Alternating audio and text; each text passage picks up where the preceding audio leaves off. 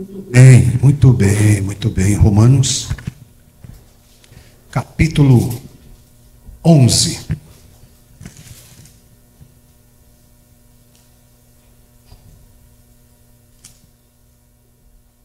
Verso de número 36 da palavra do Senhor. Porque dele, e por ele, e para ele, são todas as coisas. Glória, pois, a ele eternamente. Amém. Porque dele, por ele e para ele são todas as coisas. Glória, pois, a ele eternamente. Amém. Tem algumas coisas aqui apitando aqui, Pepe. Se você puder dar uma olhadinha, acho que ficou alguma coisa. Aí baixou. Valeu. Pai, pedimos que o Senhor fale conosco através da Tua palavra. Abrimos os nossos corações para receber a porção da Tua palavra. E que possamos tomar as decisões e fazer as escolhas que vão impactar toda a nossa vida, toda a nossa história. Oramos no nome de Jesus. Amém. Amém. Nós falamos domingo passado que o objetivo nosso, o objetivo do ser humano é dar glória a Deus. Quando a gente fala dar glória a Deus, as pessoas ficam pensando assim, Deus está tristinho lá no céu, então a gente precisa cantar bem bonito, fazer um culto bem bonito para ele se alegrar. Nada disso. Dar glória a Deus é o grande objetivo do ser humano. O ser humano que não vive para dar glória a Deus, ele somente existe. Ele não vive de verdade. Aí você deve pensar, James, o que é a glória de Deus? A glória de Deus é o que Deus é. É o peso da sua importância, né?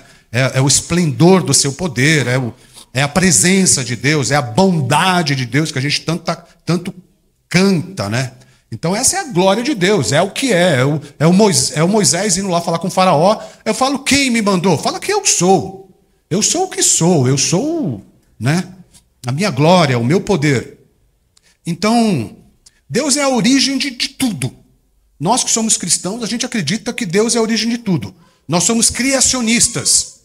O que acontece, irmãos, é que às vezes Deus é tão maravilhoso que ele não quer assinar tudo, é feio, né? Olha o que eu fiz, olha não sei o quê, né? Eu tenho muita dificuldade, por exemplo, de falar, hoje é meu aniversário, viu, gente? Eu não consigo, eu fico quietinho, assim, até alguém descobrir meu aniversário. Porque eu acho muito chato alguém chegar, hoje é meu aniversário, né? Hoje é meu... E querer receber bolo e querer receber presente. Então, às vezes, quando fala que o universo surgiu de um buraco negro ou de uma explosão, às vezes é o apelido que Deus usa. Tá?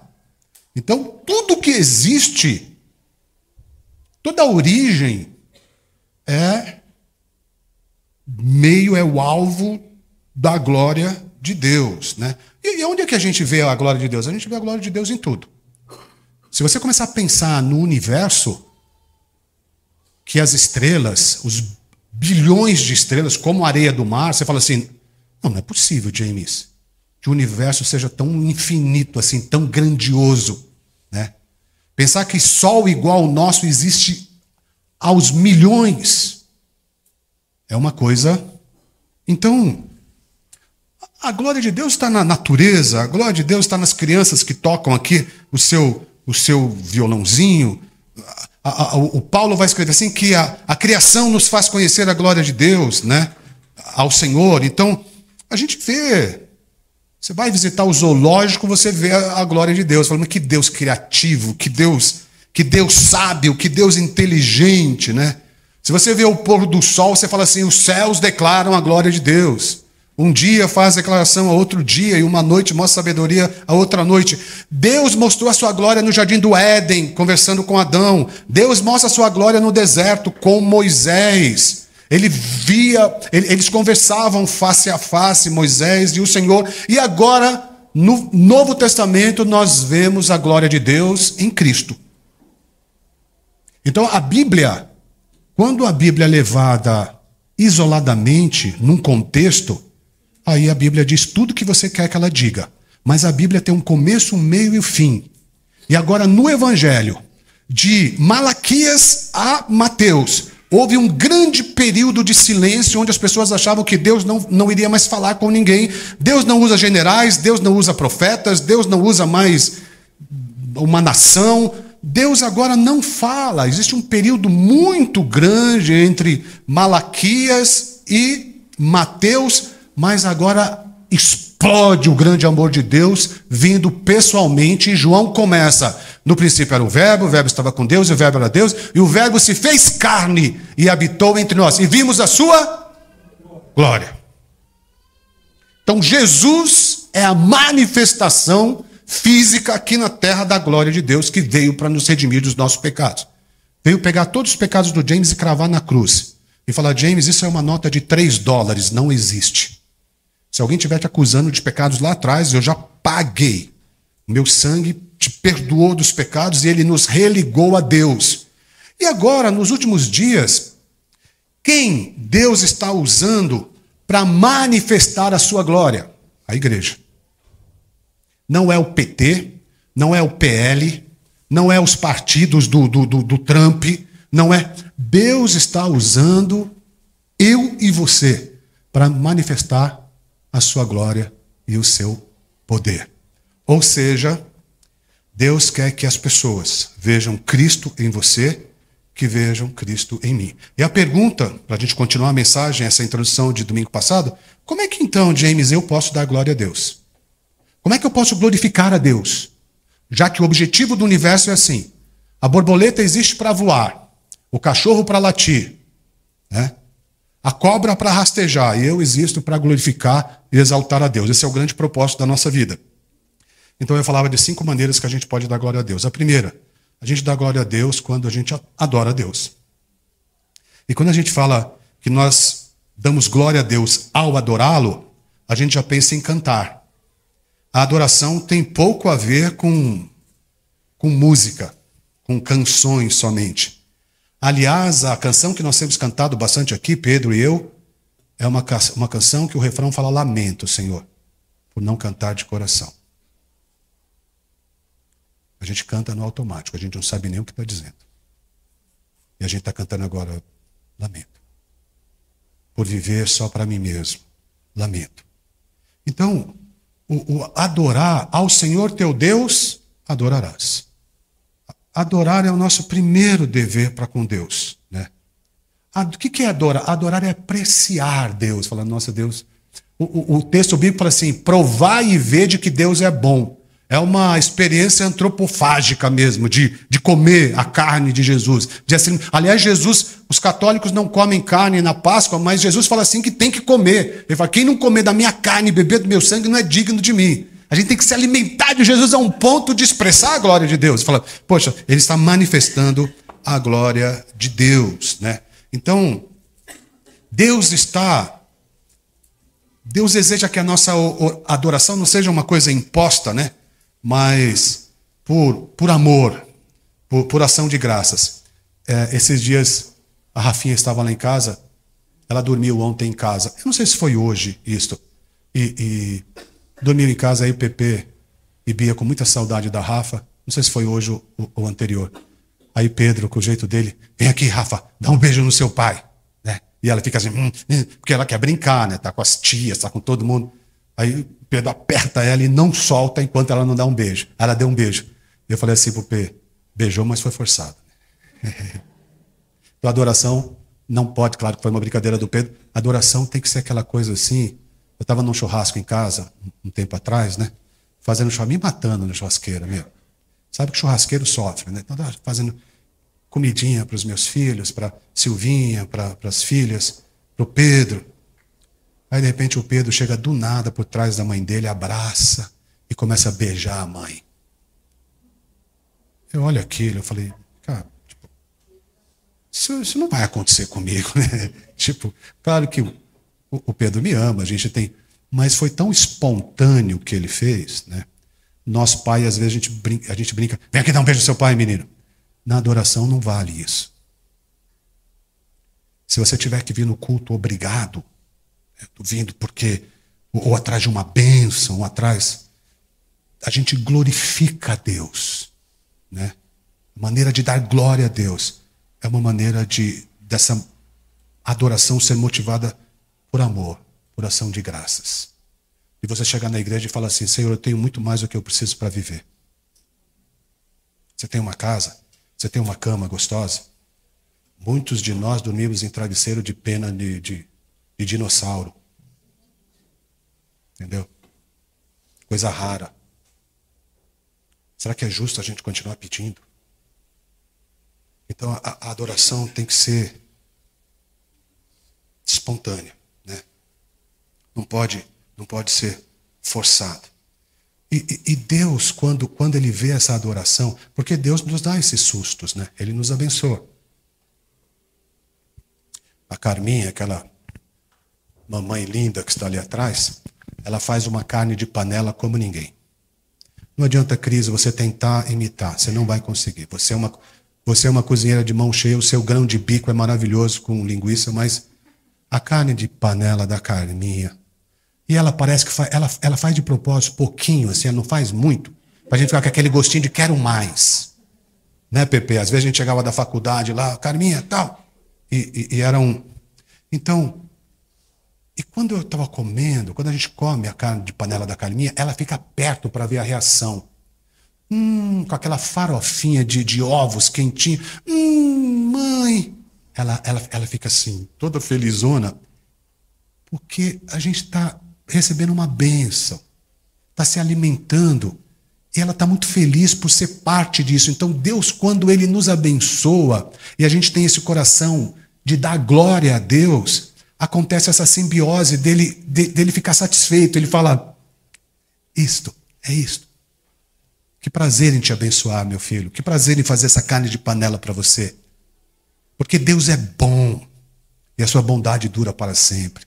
A gente não precisa ficar chegando, fazendo campanhas, se humilhando, tomando todos os copos d'água da vida para receber uma bênção de Deus. Não! Ele tem prazer em nos abençoar. Tem prazer.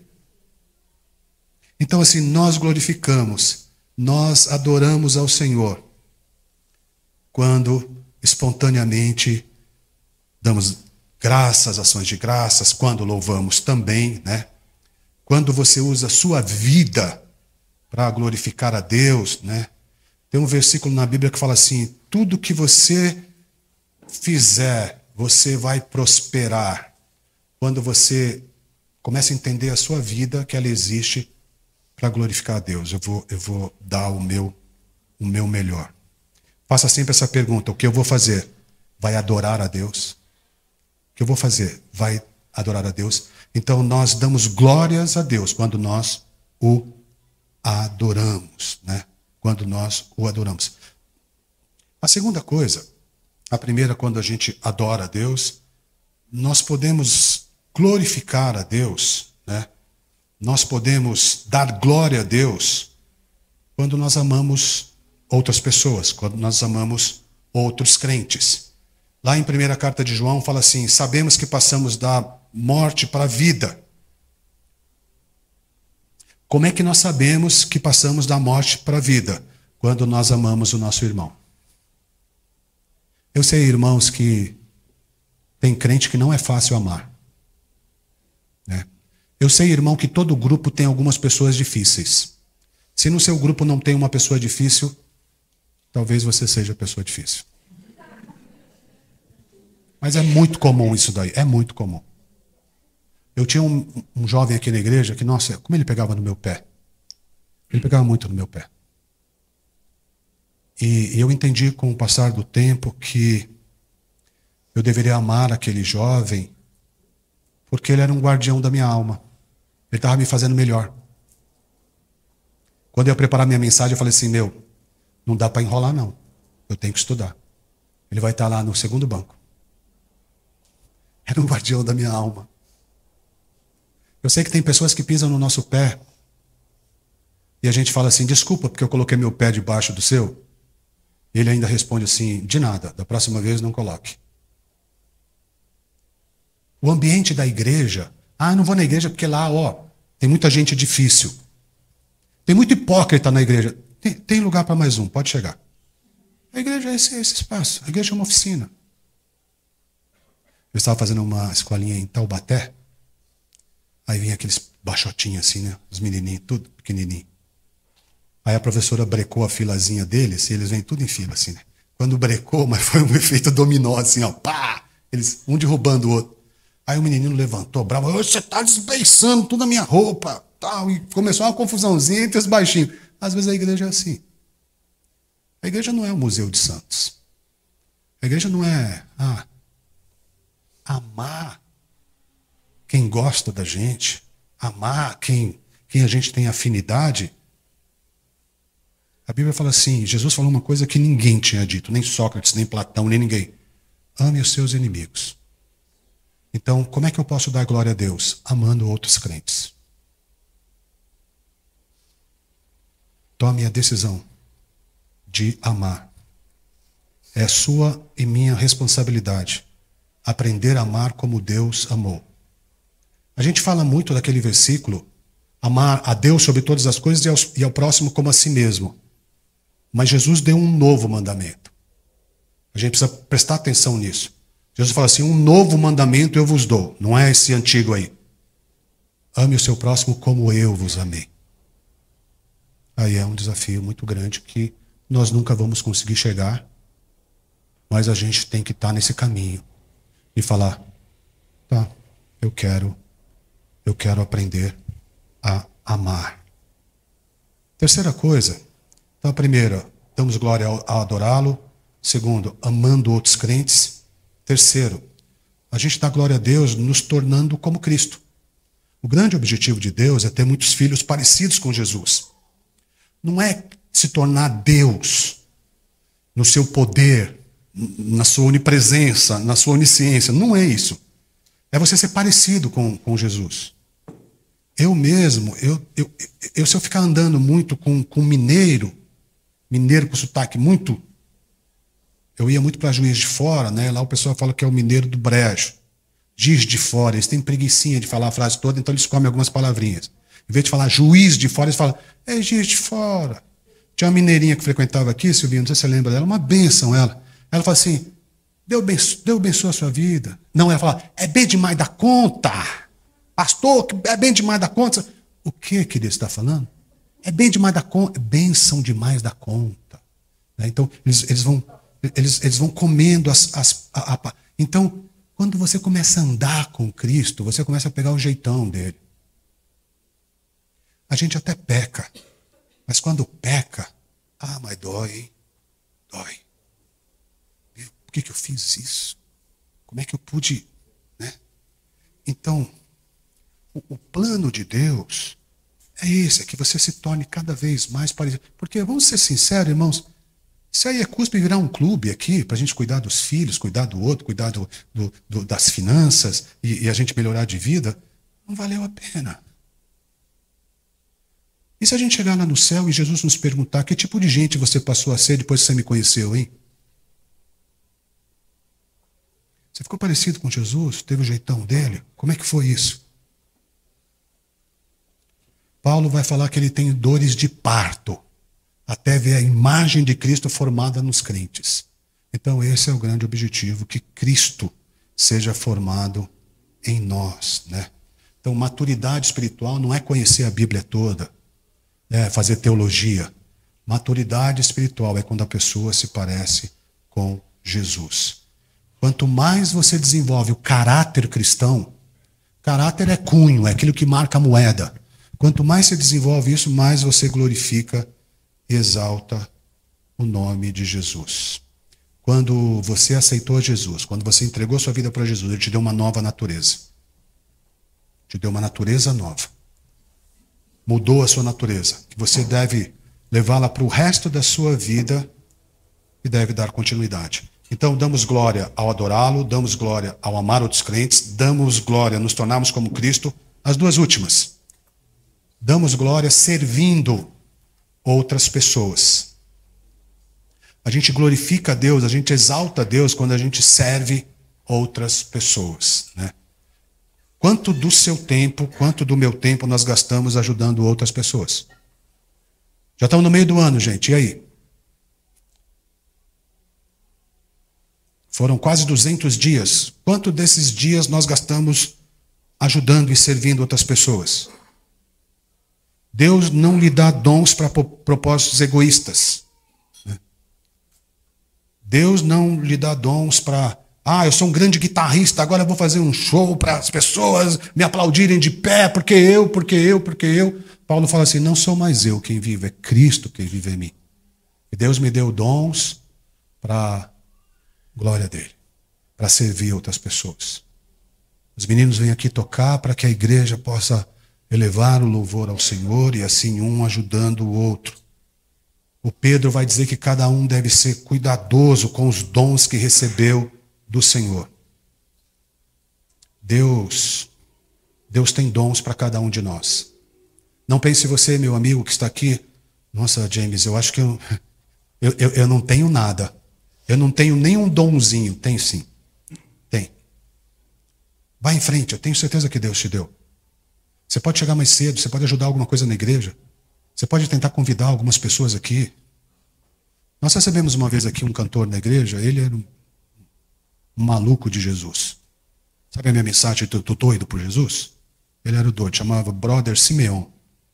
Quando chegou aqui, ele começou a sair na rua aqui, ele pegava as pessoas pelo pescoço. E aí, meu brother, vamos entrar lá para ouvir um louvor, uma mensagem? Ele foi até a guarita ali, ele entrou na guarita dos caras da USP e começou a falar de Jesus e...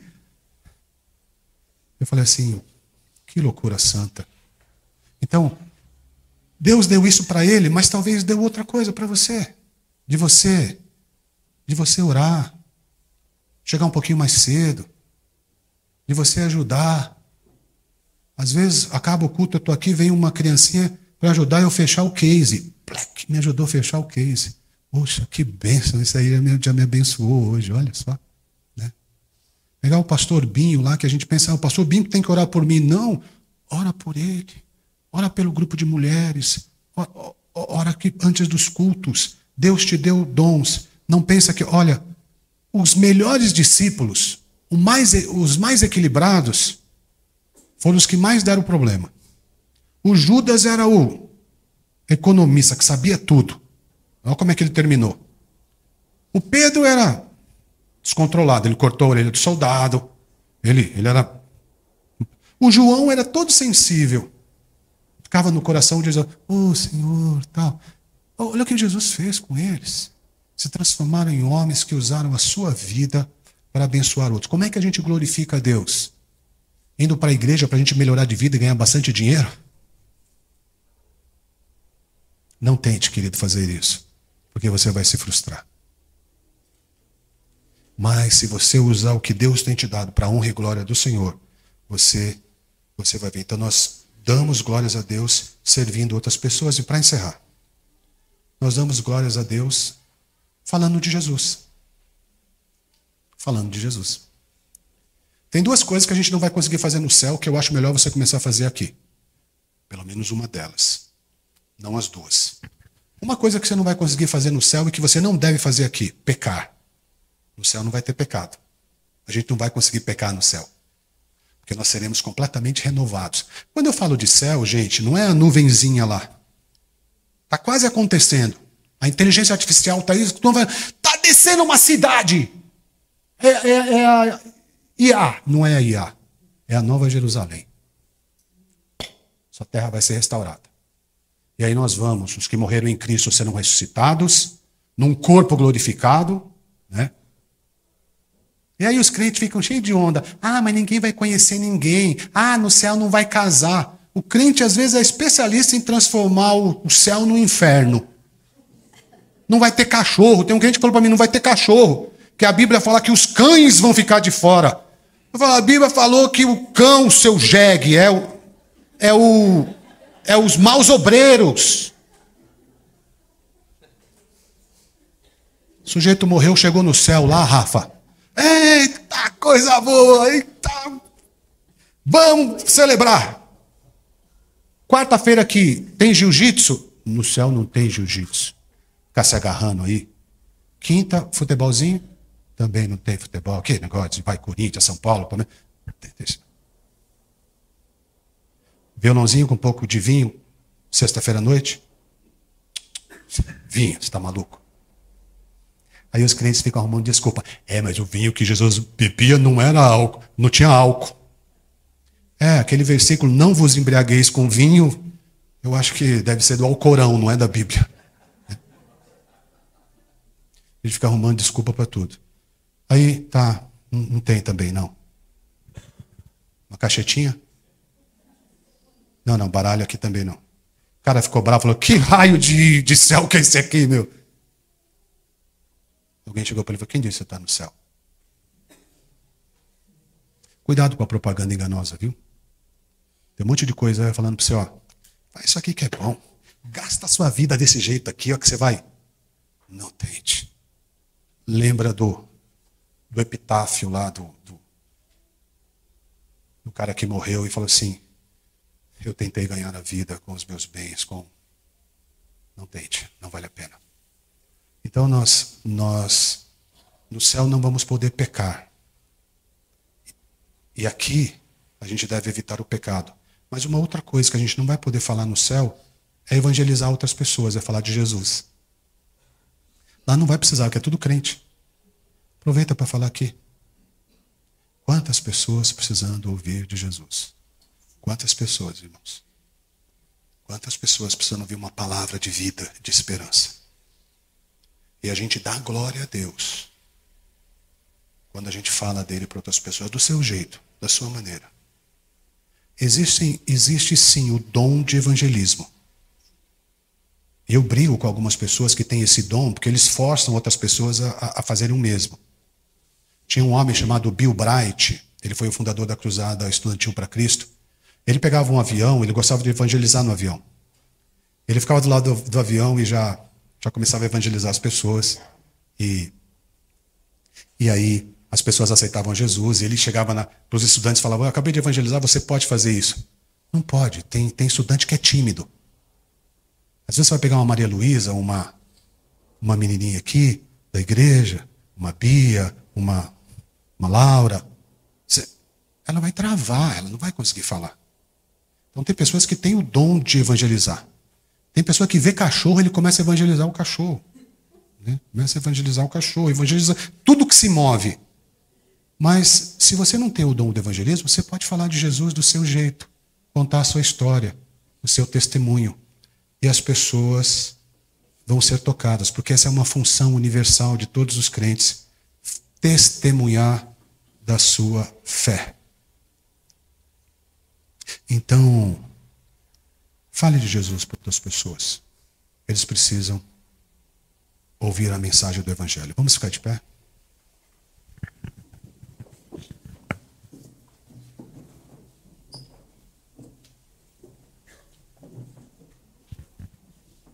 Então vamos fechar? James, você disse que eu existo para glorificar a Deus. Que tudo que existe tem um propósito. E o meu propósito é glorificar a Deus. E as maneiras que eu posso glorificar a Deus? Adorando, com a minha vida, com o meu testemunho, também com o meu louvor. Amando outros crentes, mesmo que isso seja muito difícil, amando outras pessoas. Às vezes a gente ama quem está longe e a gente não consegue amar o vizinho que está ao lado. Vizinho de casa mesmo. A gente glorifica a Deus quando a gente procura viver como Cristo. Caráter de Cristo formando em nós, crescendo em nós. Glorificamos a Deus servindo outras pessoas. E glorificando a Deus, falando de Jesus. Meu amigo, eu vou ficando por aqui te perguntando qual será o objetivo da sua vida. Fala sério. Eu disse no domingo passado, viu, Lili, que a nossa vida passa muito rápido. Eu não sei quantas Copas do Mundo eu vou assistir ainda. Eu estava fazendo as contas hoje, Maria, que a Maria vai fazer 15 anos. Aí eu pensei assim, será que eu vou ver os 15 anos da Rafa? Putz, eu já vou estar entre 70 e 80.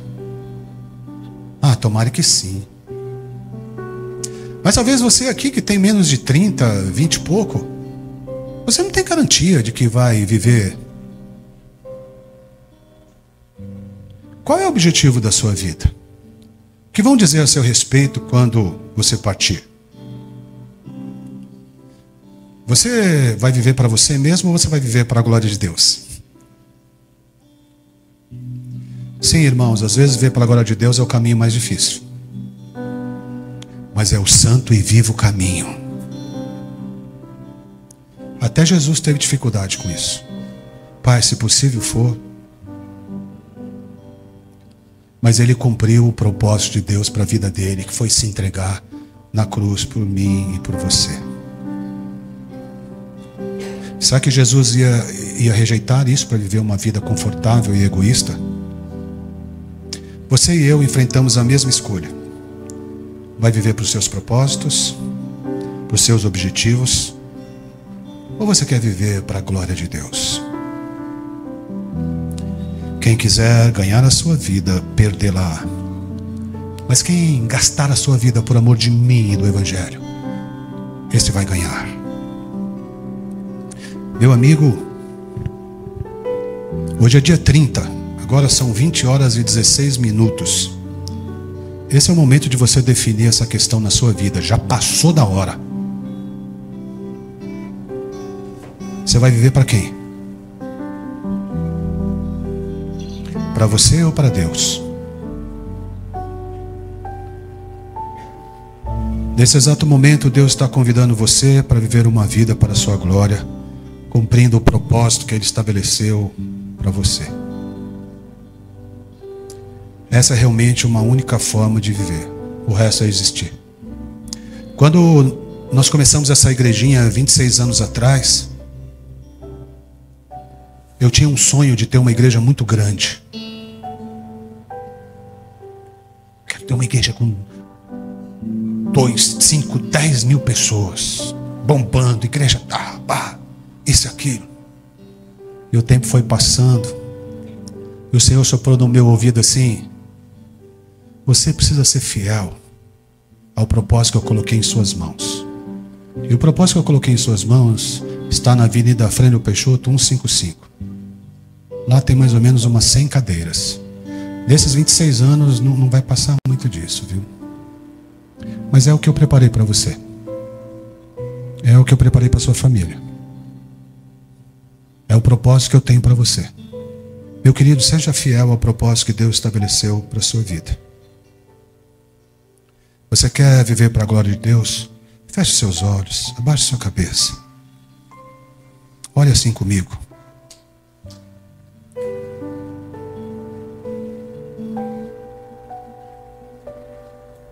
Senhor,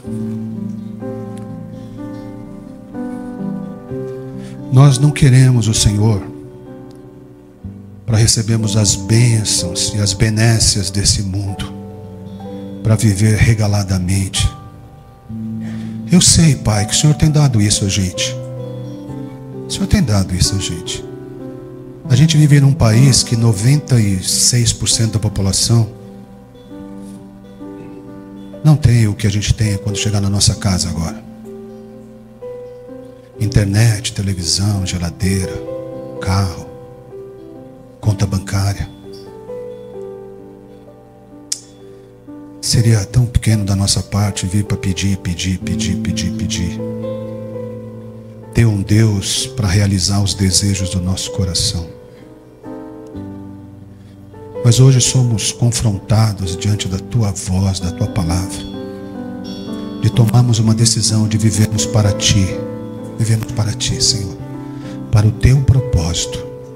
Eu não sei qual é o propósito que o Senhor tem para as pessoas que estão aqui. Meu irmão, se você é a pessoa que está dizendo: James, Deus tinha um plano para a minha vida e eu estraguei tudo. O Senhor manda eu te dizer que Deus não tem um plano para a sua vida. Deus tem planos para a sua vida. E se um dia você estragou tudo, hoje Ele está escrevendo um novo. Ele está te entregando, dizendo: olha, Ele tem um propósito na sua vida. Vamos juntos agora. Vamos viver para a minha honra e para a minha glória. Deixa eu cuidar de você. Vamos construir essa história juntos. Espírito Santo, nós te pedimos a sua ajuda. Afasta de nós tudo que tem nos impedido, tudo que tem se intrometido entre nós e o Senhor, para cumprirmos o propósito de glorificarmos e de exaltarmos o Teu nome. Faz isso, Senhor. É a minha oração em nome de Jesus, em nome de Jesus. Vamos cantar, Pedro.